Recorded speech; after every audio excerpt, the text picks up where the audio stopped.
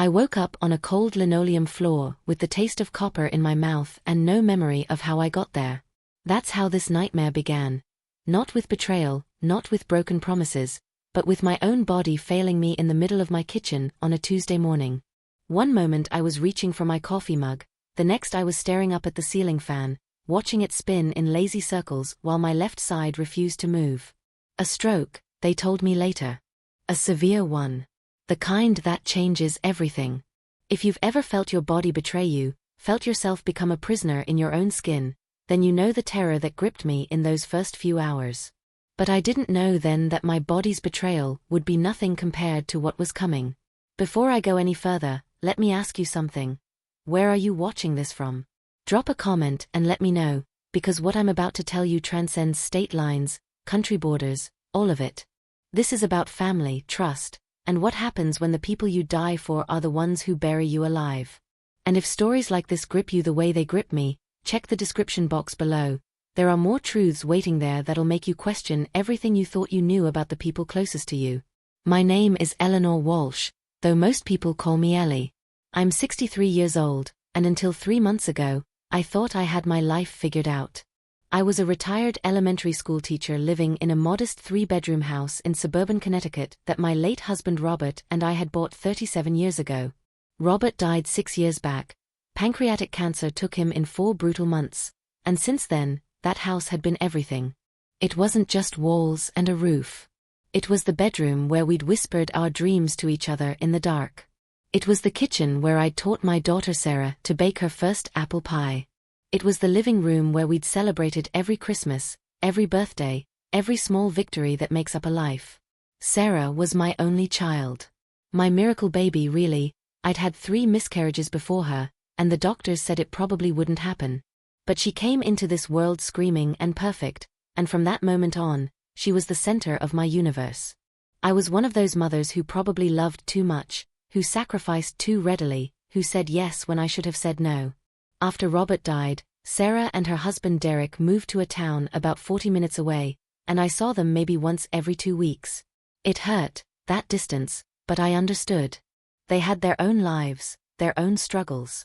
Derek worked in insurance sales, one of those jobs where you're always chasing the next commission, always one bad quarter away from disaster. Sarah taught yoga at a small studio downtown. They had money problems. I knew that much. Sarah would call me sometimes, her voice tight with stress, talking about late mortgage payments and maxed out credit cards, and Derek's mother Patricia, who kept lending them money and holding it over their heads like a sword. Patricia came from old New England money, the kind of family that had portraits in the hallway and opinions about everything. She'd never thought Sarah was good enough for her son, and she made sure everyone knew it. But Sarah loved Derek with a desperation that worried me. She loved him the way drowning people love life preservers, clinging with a grip that left marks. And Derek? Derek was charming when he wanted to be, but there was something hollow behind his eyes. Something calculating. Robert had seen it right away, but I'd convinced myself I was being paranoid, overprotective. I wanted my daughter to be happy, so I ignored the small red flags, the way Derek would check his phone constantly during family dinners, the way he'd talk over Sarah when she was trying to tell a story, the way he'd pressure her to ask me for money and then act like it had been her idea. After my stroke, everything became chaos. I remember fragments: the ambulance ride, the fluorescent hospital lights, Sarah's face hovering above me with tears streaming down her cheeks, telling me everything would be okay.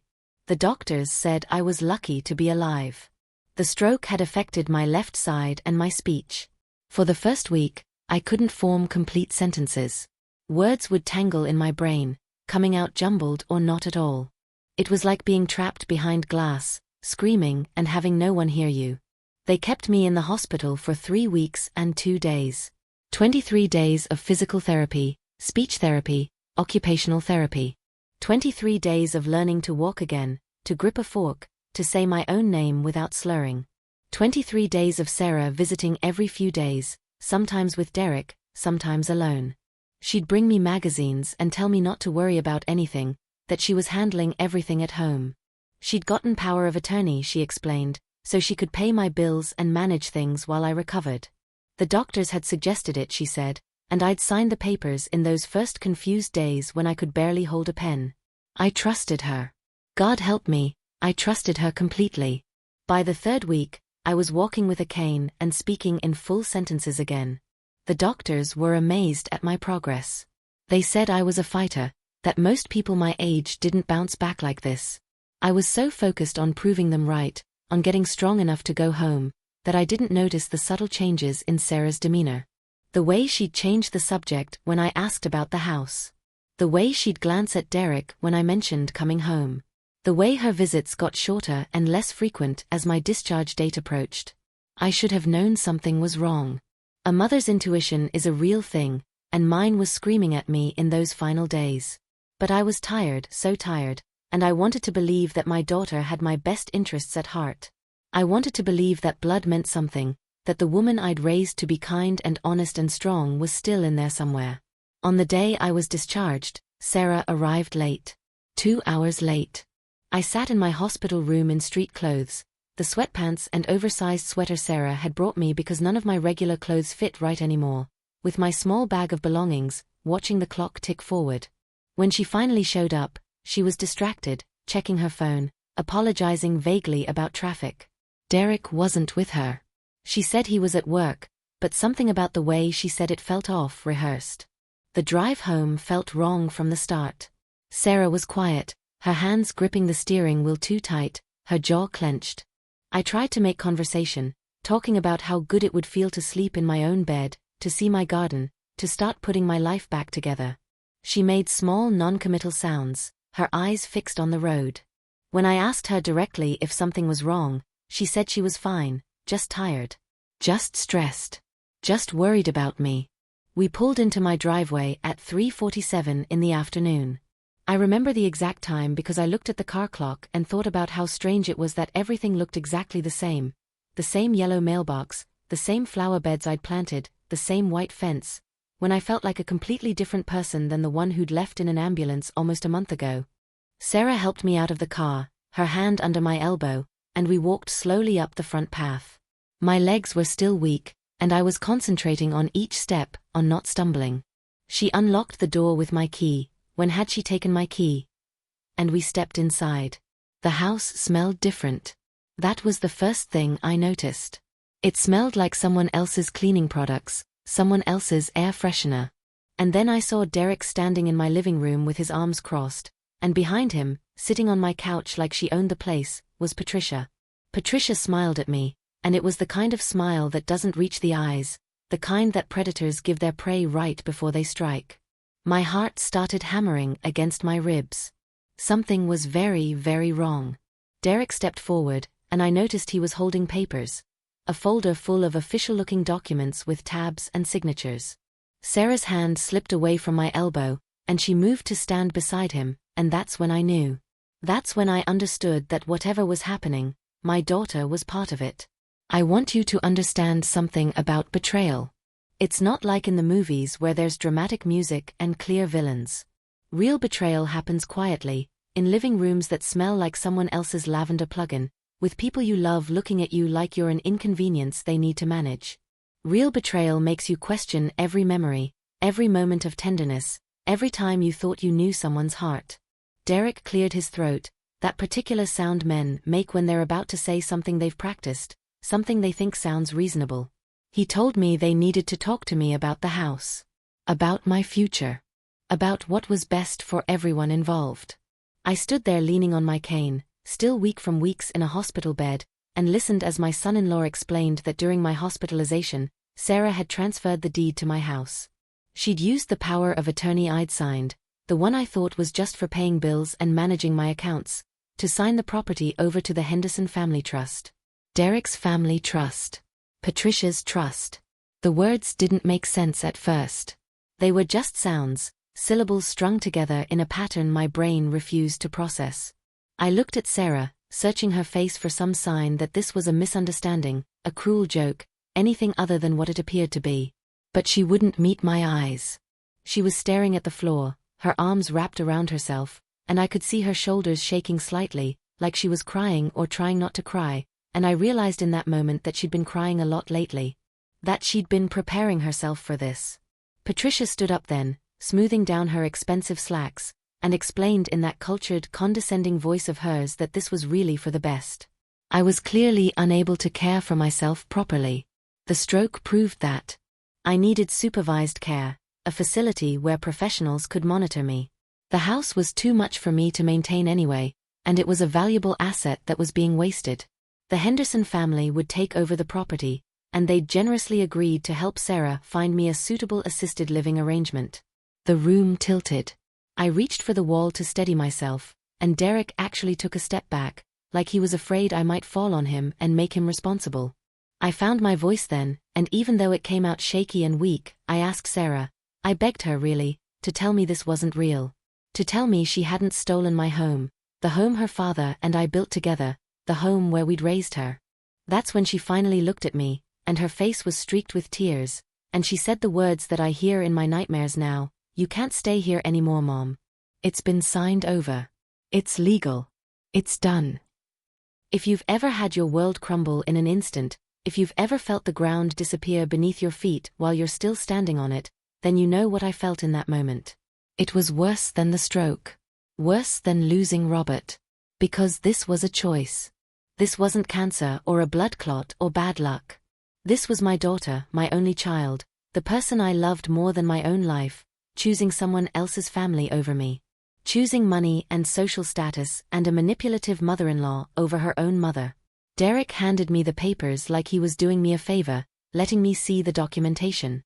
I couldn't read them, my vision was blurring with tears and rage and disbelief, but I could see my signature on the power of attorney, and beneath it, Sarah's signature on the deed transfer.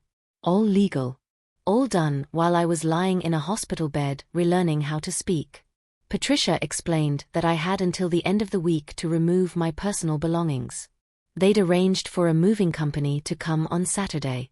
They'd already identified a care facility about an hour away that had an opening. Derek would drive me there himself, she said, like she was offering me a gift instead of a prison sentence. My social security and pension would cover the basic room and board, and they'd graciously supplement the difference until I qualified for Medicaid.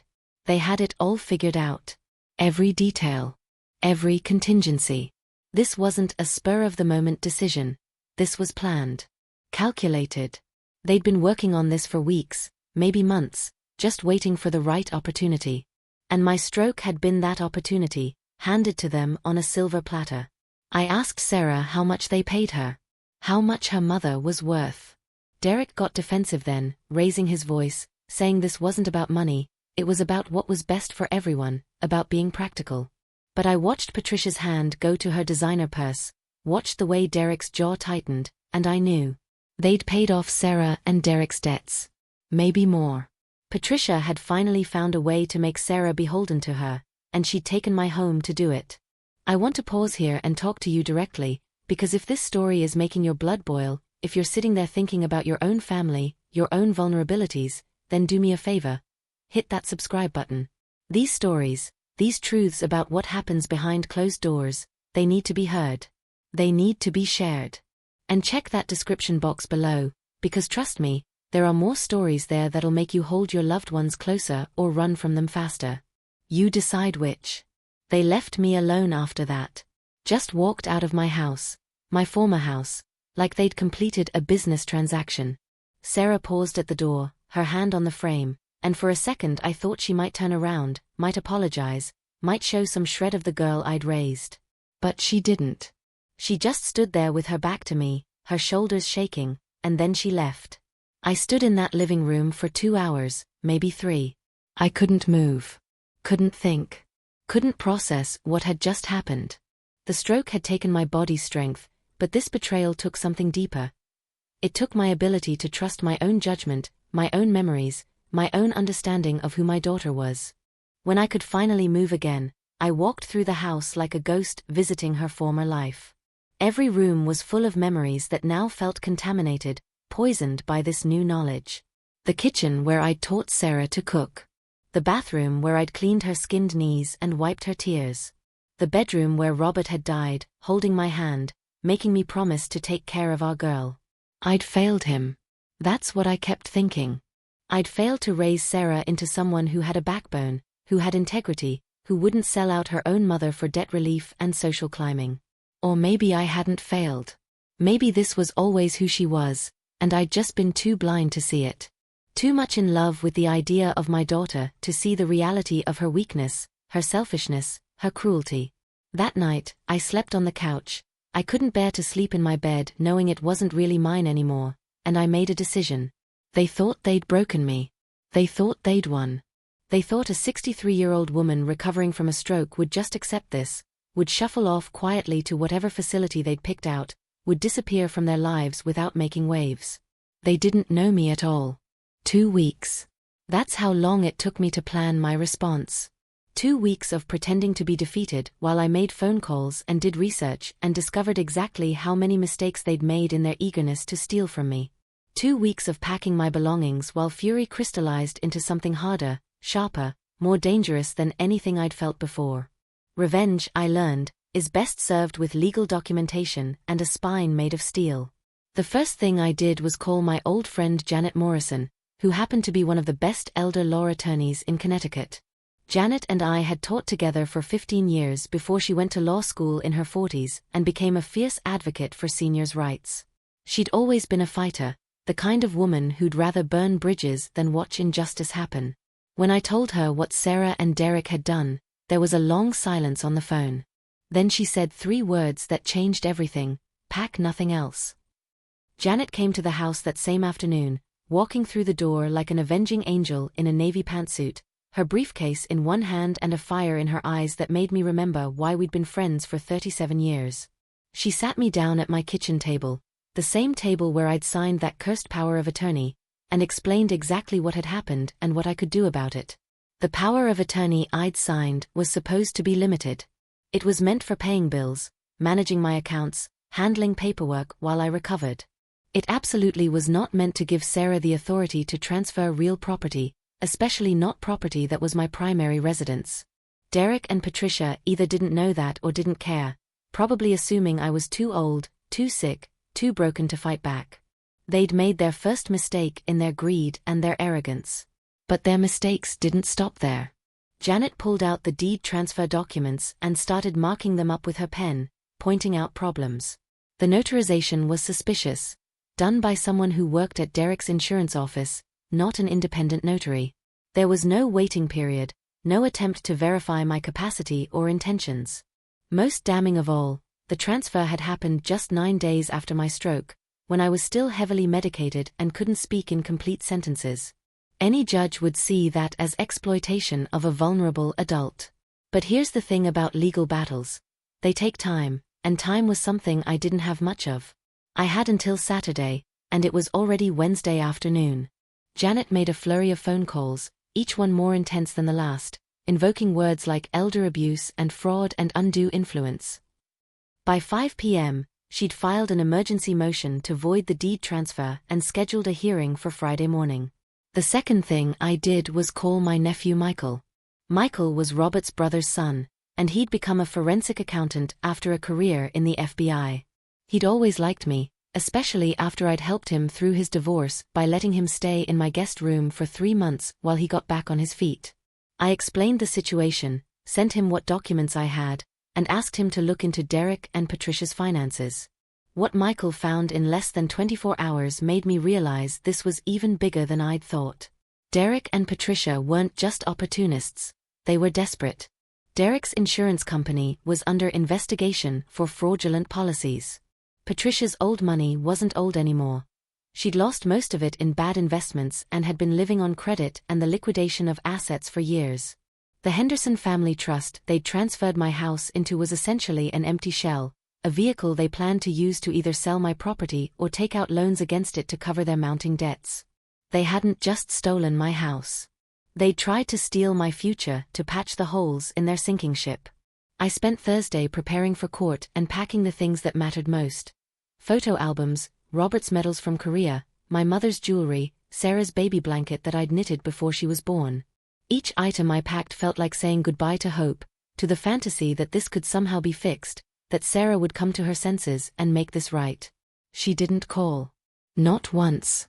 I kept thinking she would, that maternal instinct still convinced that underneath the terrible choices, my daughter still had a conscience. But my phone stayed silent except for Janet's updates and Michael's findings, and a single text from Derek on Thursday night telling me the movers would arrive at 8 a.m. Saturday and I needed to be ready. The arrogance of that message. The assumption that I'd comply. That I'd just disappear quietly.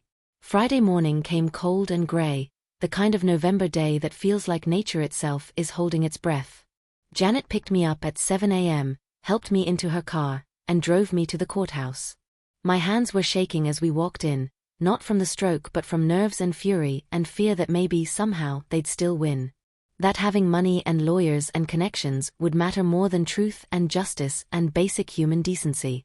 The hearing was in front of Judge Catherine Reeves, a woman in her late 60s who'd made her career on protecting vulnerable populations. Janet had done her research on which judge to request.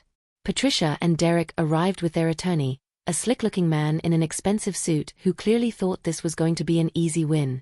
Sarah wasn't there.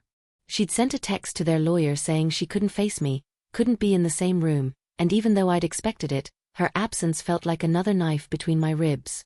You know what the worst part of betrayal is? It's not the act itself.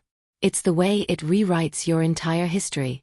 Sitting in that courtroom, waiting for the hearing to begin, I couldn't remember Sarah's childhood without wondering if I'd missed signs of this selfishness, this capacity for cruelty. Had I been a bad mother? Had I loved her too much or not enough? Had I failed to teach her loyalty, integrity, the simple basic truth that you don't throw away the people who raised you? These thoughts are poison, and if you've been betrayed by family, you know exactly what I'm talking about. That's why I need you to share this video with someone who understands. Someone who's been through this kind of pain. Because these stories matter, and we need to know we're not alone in this. Check the description for more stories that prove betrayal isn't a personal failing. It's a human reality we all have to navigate. Judge Reeves entered the courtroom, and Janet presented our case with the precision of a surgeon. She laid out the timeline, the stroke, my incapacity, the rushed transfer, the suspicious notarization. She presented medical records showing I was in no condition to make major decisions in those first weeks. She showed the power of attorney document and highlighted the specific language that limited Sarah's authority. She brought in the statute about transfers of primary residences and exploitation of vulnerable adults.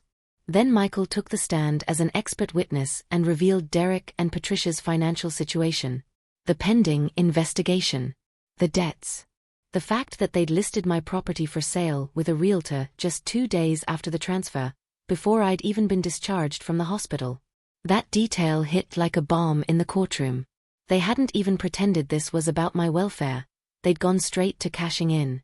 Derek's attorney tried to argue that Sarah had acted in good faith, that she believed she was helping me, that the transfer was intended to secure my care. But he couldn't explain why they'd need to sell my house to do that. He couldn't explain the rushed timeline or the suspicious notarization or why they'd chosen a facility an hour away instead of one of the many excellent places closer to my old neighborhood, closer to my friends and my life. Judge Reeves didn't deliberate long. 15 minutes after closing arguments, she returned and voided the deed transfer. Void ab initio, she said, void from the beginning, as if it had never happened. She ordered the property immediately retransferred to me and issued a temporary restraining order preventing Derek, Patricia, or Sarah from coming within 500 feet of my home. She also referred the case to the district attorney for investigation of elder abuse and potential fraud charges. I won. Sitting there in that courtroom, hearing the judge's words, I should have felt triumph. Victory. Justice served. But mostly what I felt was hollow, because winning meant accepting that this had really happened, that my daughter had really done this, that there was no going back to before. Janet drove me home, to my home, legally and truly mine again, and we found Derek's BMW still in the driveway. He'd been there, probably assuming I'd lost, probably preparing to supervise my eviction. The look on his face when Janet and I walked up with the court order was something I'll treasure forever. Pure shock. Then rage. Then fear as Janet explained that he had 20 minutes to remove himself and anything he'd brought into the house or she'd call the police and have him arrested for trespassing. He tried to argue. Tried to tell me I was making a mistake, that I was too old and sick to manage on my own, that I was going to regret this. But his voice had lost its confidence, its authority. He was just a small man who'd tried to steal from his sick mother-in-law and gotten caught. He left, speeding out of the driveway so fast he left tire marks on the asphalt. Patricia called that evening, her cultured voice dripping with venom, threatening to sue me for defamation, for emotional distress, for everything she could think of. I let her rant for about 2 minutes before I told her that I'd be forwarding her threats to the district attorney, that they'd make excellent evidence of harassment of a vulnerable adult, and that if she contacted me again, I'd add a restraining order against her to match the ones against Derek and Sarah. She hung up. I never heard from her again. But Sarah. Sarah was the hardest part of the after. She finally called 3 days after the hearing. It was late at night, past 11 p.m., and I almost didn't answer. When I did, she was crying so hard I could barely understand her. She said she was sorry. She said she'd made a terrible mistake. She said Derek and Patricia had pressured her, had convinced her this was what was best, had made her feel like she had no choice. She said she loved me, that she'd always loved me, that she didn't know how this had gotten so out of control. I listened to all of it, my hand gripping the phone so hard my knuckles went white. And when she finally stopped talking, when she asked me if I could forgive her, I told her the truth. I told her that what she'd done wasn't a mistake, it was a choice. That pressure and manipulation might explain her actions, but they didn't excuse them. That she'd had dozens of opportunities to stop this, to stand up to Derek and Patricia, to choose her own mother over their greed, and she hadn't taken any of them. I told her that I did love her, that I probably always would, but that love and trust were different things, and she'd shattered my trust so completely that I didn't know if it could ever be repaired. I told her I needed time. A lot of time. Maybe years. Maybe forever. That I couldn't have her in my life while she was still with Derek, still under Patricia's influence, still making choices that put their needs over basic human decency. That she needed to figure out who she was and what she stood for, and until she did, we couldn't have a relationship. She begged me. Pleaded. But I held firm. It was the hardest thing I'd ever done. Harder than burying Robert, harder than learning to walk again after the stroke, but I did it.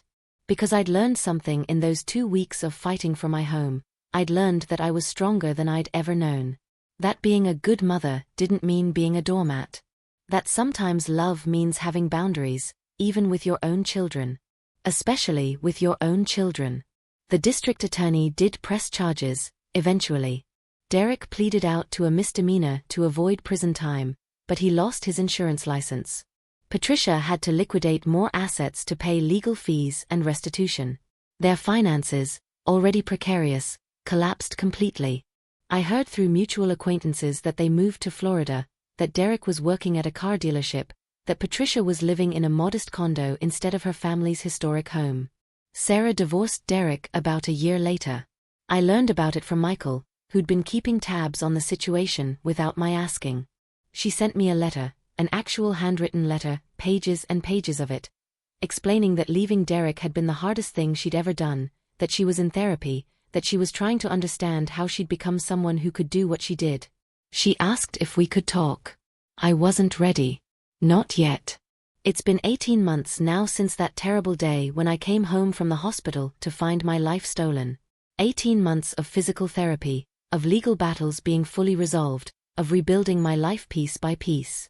I still use a cane sometimes, especially when I'm tired. I still have moments where words tangle in my brain, remnants of the stroke. But I'm here. I'm in my home. I'm surviving. I've started teaching again actually, not in a school, but tutoring neighborhood kids in reading. It turns out that almost losing everything makes you appreciate the small ways you can contribute, the simple joy of helping a struggling third grader sound out words or watching a teenager's face light up when they finally understand a concept they've been fighting with. Last month, Sarah called. She's been calling every few weeks, never pushing, never demanding, just there. Leaving messages telling me about her life, her therapy, the ways she's trying to be better. This time, I answered. We talked for 20 minutes, mostly surface stuff, the weather, her new job teaching yoga at a community center, my tutoring students. It was awkward and painful and strange. But it was a beginning, maybe. I don't know if I'll ever fully forgive her. I don't know if our relationship will ever be what it was. It can't be really, because we're both different people now. The mother who trusted blindly is gone. The daughter who put her husband's family over her own is gone, or at least I hope she is. What we build from here will be something new, something more honest, something with boundaries and clear eyes and no illusions. But here's what I do know: I survived. Not just the stroke, not just the betrayal, but the aftermath. The grief. The rage. The hollowing out sensation of losing your child while they're still alive. I survived all of it, and I'm stronger than I was before. Not in spite of what happened, but because of it. Because I learned that I could fight for myself, that I could stand up to people who thought I was weak, that I could rebuild when everything fell apart. If you're going through something like this, if you've been betrayed by family, stolen from, cast aside, I want you to hear this: you are stronger than you know. You can survive this. You can build a new life from the ashes. It won't be easy. It won't be quick. You'll have days where you want to give up, where the pain feels like too much, where you question everything about yourself. But you can do it. You're doing it right now, just by surviving this moment and then the next one and then the next. This story isn't about revenge, not really. Yes, I fought back. Yes, I made them face consequences.